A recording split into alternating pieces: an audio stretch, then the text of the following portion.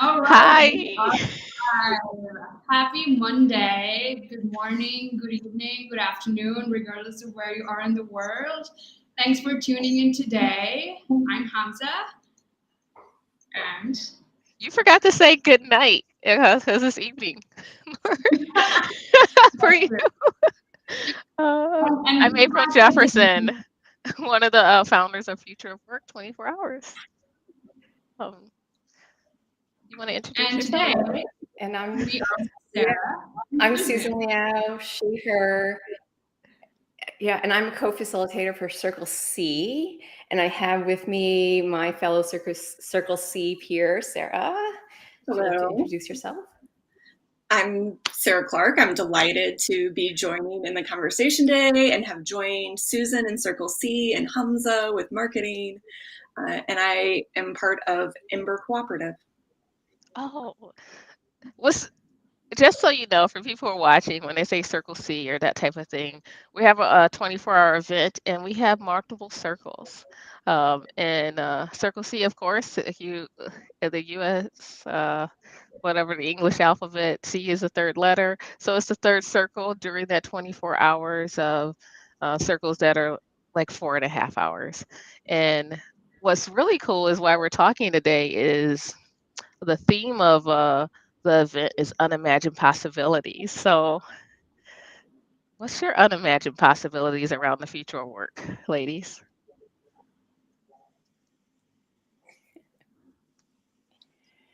Do you want to start, Sarah? Or Go for it. I have unimagined when I possibilities. think, well, yeah. I mean, I think it's almost like an oxymoron, like unimagined possibilities is like these are possibilities that I can't even fathom or even think of. Yeah. And I think it's one of those, experiences where it means being in a conversation like this to talking, with talking with other people and getting different perspectives to all of a sudden kind of see the possibility. Yeah. That's maybe getting meta. No, it's But it's it's yeah, really cool things to that say like what's so big you can't imagine it, and then being asked to just speak it out loud, Mhm. right? And that's what we're doing. It's like, oh, this is so big, it's unimaginable. This is not going to happen around the future of work. But we're inviting people to say it, to speak it out, and maybe explore um, how might we get there, right? Yeah, there's an aspect of yeah, the like you what don't know what you don't know. And so one of the things that's so delightful to me about this community of the future work is like there's all these different folks that are tuning in from all sorts of different physical places, but also kind of mental places of where their background is. And so there's like little by little, I keep getting introduced to things like I didn't even know that was a thing. Like you could like structure your agenda for meetings so that there's a section for tensions. Whoa, that's I had never thought about that. So that's part of the delight of this group is getting to see what I don't know. So that was something yeah, unimagined. So with that thought of attentions, what have you explored there? Well, one of the pieces for me is around one, trying to have organizations really engaging in relational culture where we're connected and we're seeing each other and we're making space for mistakes. And the tension that I still feel is many people still have a desire, like myself or others, when I see in organizations, for someone to be in charge or to have a supervisor. Like, who is the supervisor? When you write a position description, you're supposed to write who the supervisor is. And it's like, if we're going to be truly sociocratic and or have more democracy in our workplace or try to lower the amount of hierarchy that's going on, who does? Okay, we supervise each other, but what does that mean? What does that look like? I'm still trying to imagine how to resolve or engage that tension. I think that begs the question of like, well, why? What's the purpose of dismantling the hierarchy or flattening the hierarchy? Because I think that in my, well, you know, I've been, my context is working in tech, working in startups, and there's, I think, a general ethos of like fail fast, rapid growth, scale big. And it's, you know, about the founders and their direction and the future of leadership. And go, go, go, go, go. And I think, well, who's benefiting from all of this? All this entrepreneurship, all these new ideas? Like, who benefits at the end of the day? And then how are their voices part of the process? And that unimagined possibility of like the future of work, what might look like if it's not about someone always being in charge, you know, being at the front of the, I'm just imagining a flock of geese like flying, you know, the triangle. And does it always have to be the same bird that's leading the flock? Yeah. What if it was rotating, you know? I want to build up of what you just said, Susan, which is especially when we think about startups and purpose and mission and vision, and all of those things are so core to why some people join startups, because they can have an outsized impact in their field, and especially if it's very early stage, and have accelerated career growth. But we think about, you know, we zoom out a bit and we think about entrepreneurship.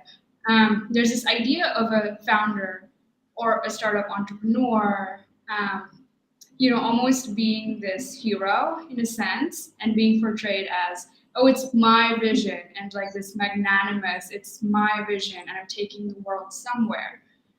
But I want to challenge that a bit and say that maybe it's not so much about one person's vision. Even when we think about how potential elements of sociocracy or dismantling the hierarchy can come into even just the foundational elements of just being a startup, and what it has meant to lead a startup traditionally has meant. But I think it's more so about what ecosystems, what networks are we building, and how are we serving the people to join the movement, and not being so much about the founder and the founder-led idea or the founder-led concept, but rather what we're co-creating as a collective. I think that is one element that's sort of missing, and sometimes can even be toxic in the startup ecosystem, where it's very ego driven and is focused on one single person and their attributes and their personality, to drive something forward and to create a follower base around it. And it's not so participatory in nature. So, what are your thoughts on that? One of the things Sarah, what that do you think? I had a quick thought that I wanted to share around that is the even idea of founding and rethinking that, because it's so lots of ideas and invite people to join in along the fun, right? And they're helping co-create that. It's just that it's kind of, I'm thinking they're part of the journey. It's like we did this together. For example, with another open space that I help, you know, get started was Women in Agile Open, and being one of the founders of that and saying idea, then someone said, yes, I'll do it with you, right? And then I look at the people, kind of like Hamsa has been here since 3 years now, a veteran in this future of workspace. And I look at the other people here and was like, hey, you know what? They're our founders with us. We alone, and just said, and just and took that away. It's like, who's been a part of the journey? So, and looking at it, like Hamza is one of those people. So see, not even said like she's a part of this whole thing the entire time. So, and there's so much beauty in that to rethink about it, and we've look at and just how I saw like you've grown in what leadership could look like, and um, as well that it didn't come, you know, it's coming from within you, right?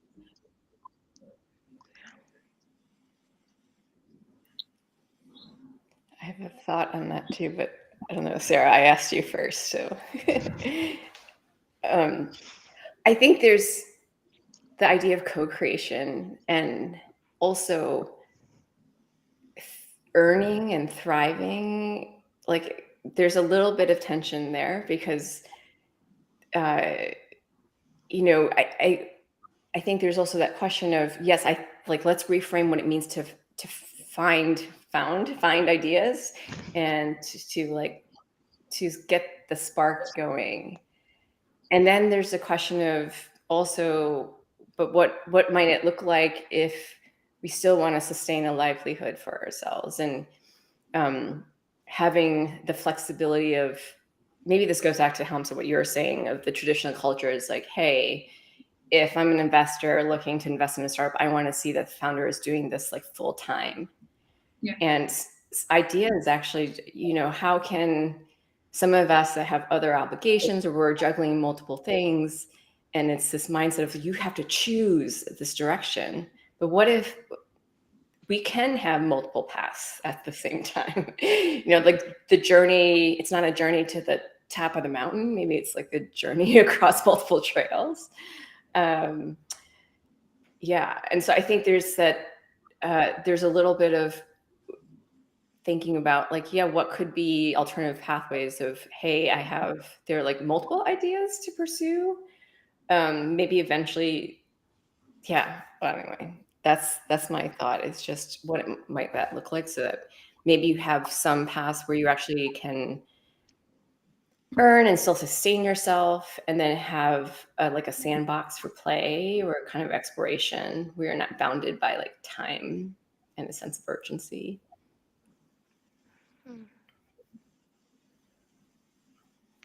The idea of abundance. I'm like so interested in what's his head. I'm a visual thinker. Oh, yeah, we could totally see the winds turning. I was just thinking about the co-creation, and another tension, I guess that's going to be my role today, is bringing those up, is the piece about people do have roles and responsibilities within an organization, and it's helpful to kind of define those. And so being clear about, this is the part that we're co-creating.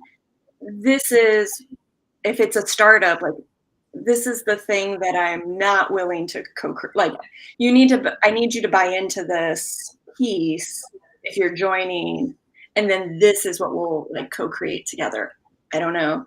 Or the difference in organizations, if you have a more traditional like hierarchy already in place, then if you're trying to move to co-creation, what does that movement look like, so that folks that are on kind of the bottom of that pyramid aren't just like, okay, so now you want me to take ownership for all this stuff, where there's still a power dynamic that's being played out. So like moving into true co-creation and creating kind of the containers of, maybe the dream is that it's all co-created all the time in all the moments. And so I'm trying to imagine, like, what's our journey? How do we get there? Sarah, what I have looked at in someone who's tried to help others move from being the hub to someone who's inviting co-creation, and it's not something like you can't, like, it's not a magic wand where it's like you're empowered. That doesn't happen. It goes by actually doing it and start inviting people, and instead of thinking it as something exclusive, is bringing transparency and doing things out in the open and just saying, hey, what are your thoughts, and being clear, and like, how can I speak last? Or how can I like not be first or last, kind of middle, and just build upon little thoughts? There's certain improvisation is one way where you yes and like small bits of ideas, so it's all created. I've done different I created different exercises that promote those types of things, so it's not all someone's idea and they're beholden to it, when it's all little bits and pieces of ideas. So then when this comes to extracting or removing different things, no one's tied to anything. It's because they've all started developing this together, and this and it feels more ownership, co-ownership, right? Yeah, Yeah, I and this think is, about. go ahead, Susan. Oh, go ahead. No, I was just going to throw out the words and ownership, accountability, power. It's still there in co-creation. It just might kind of live in different seats at different times.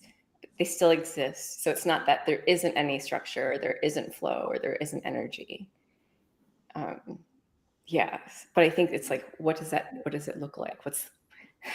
I'm just imagining a little like ball of like a glowing ball, like a comet kind of zooming around. It's like, are we chasing after it, or is like it kind of like moves, shifts, and then you let it sit, and then you build upon it? But, yeah. It's funny because my experience has been that self-organized systems actually require more structure than traditional hierarchical systems to actually make that work. And where do the lines lie in terms of guardrails, accountabilities, and who owns what, making all of that crystal clear so that we can all function better together and so on. What I was going to add, based on what I heard April and Sarah, as well as you, Susan, say, and this is completely blue sky and might be kind of a bit of a tangent, but imagine a future where hypothetically there's universal basic income and people no longer work for money, right? And in that scenario, I wonder where, like, if the reward element is out of the equation, would someone still join a startup purely based on vision, or because there's a monetary component to it?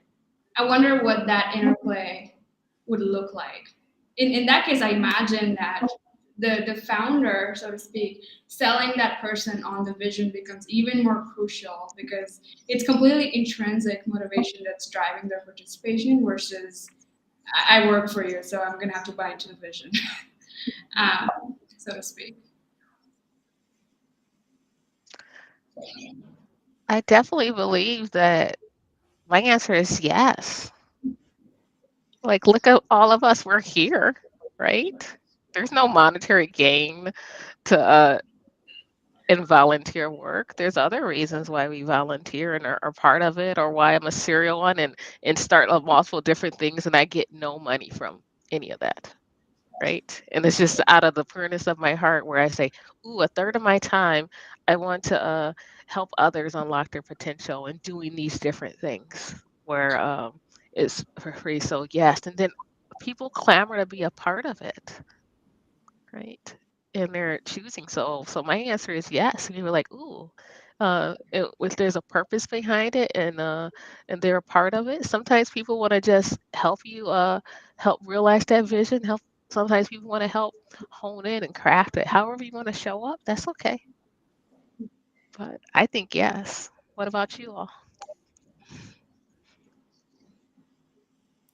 Yes, definitely. Yeah. I'm thinking because I'm here in Portland, and I think we just had the rainiest April in like all of Portland history. But pluses and minuses, but the benefit is like all the greenery, the flowers, the plants are all like so bright. And when I think about what I'm getting at is there's an overabundance of, I think, well, not overabundance, but there is an abundance of a willingness to give and trade plants. It's like a thing sometimes. And like, when you think, that's just what came to mind is, even if we have groceries or our refrigerators are full, or if we had universal basic income, would there still be this like exchange of value of, I give my time, not expecting anything back. And I think, yes, I mean, I have someone that just gifted me this Norfolk pine. I don't know if people know, it's usually an indoor plant. It takes forever to grow, and it's like 4 or 5 feet tall. I don't know how long it took to get to that height, but they just didn't want it anymore. And so yesterday I drove over in my little car and just put it in my car, and it was like, oh, this is great. And then I gave her 2 of my dahlia tubers, you know, and she didn't ask for it, but it's like, sure, here. So, and the bartering and selling, I think it's about the system of like with future work, no one's coming to us with a timesheet saying, okay, if you volunteer, you have to commit. It's been up to each of us to decide what our level of participation is and where we choose to show up. Yeah.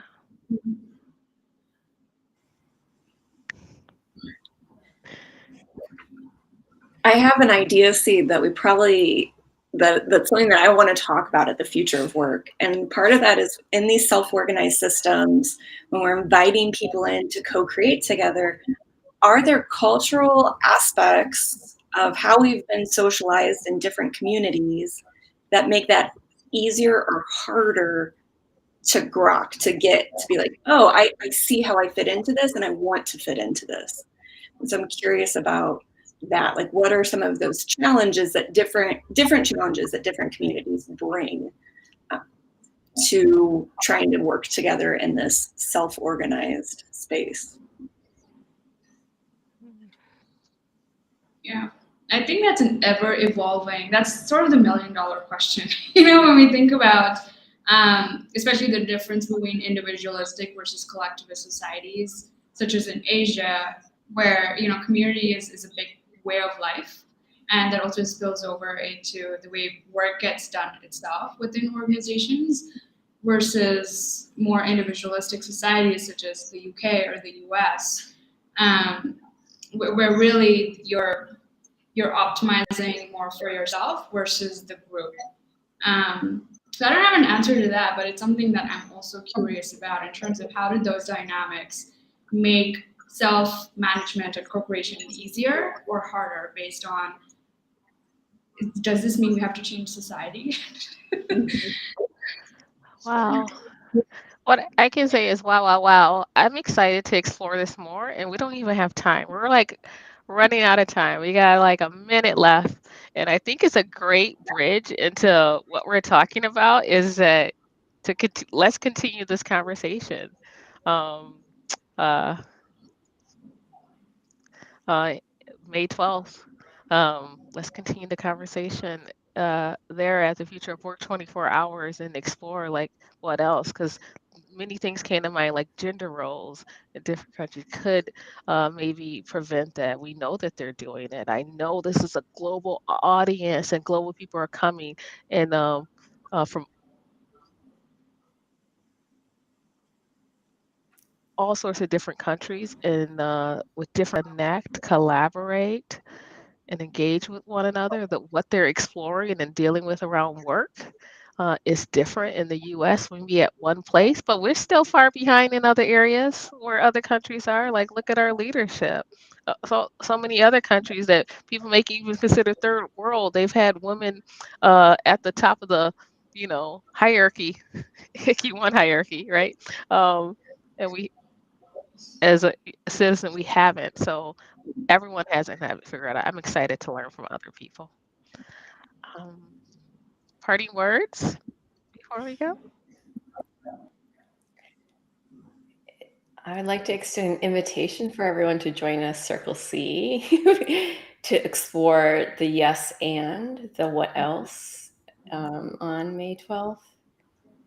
I think we start at like 4 p.m. Pacific, but there's multiple circles, so they'll anytime. But yes, come join us and explore the yes and what else. Agreed. Thank you for having me today. And I'm excited to continue some of these different pieces, the idea seeds that were planted. Yeah, and likewise, I'm going to be in all of the circles for 24 hours, or at least that's the hope. and deep dive into so many aspects of what we started to go on that journey of in terms of hierarchy, self-management, startups, investors, founders. I mean, there's just it's such a broad topic and it requires more robust discussions. And I'm so looking forward to having those in a more specific way at the Unconference on May 12th and 13th, which is coming up very soon. All right. We're going to say goodbye. You please subscribe, comment, share on depending on follow, depending on which platform you find us, because we are streaming live from YouTube, LinkedIn, Twitter, Facebook, whatever way you're watching. We're excited that you joined us for this conversation. Thank you all. Thanks Thank all. you.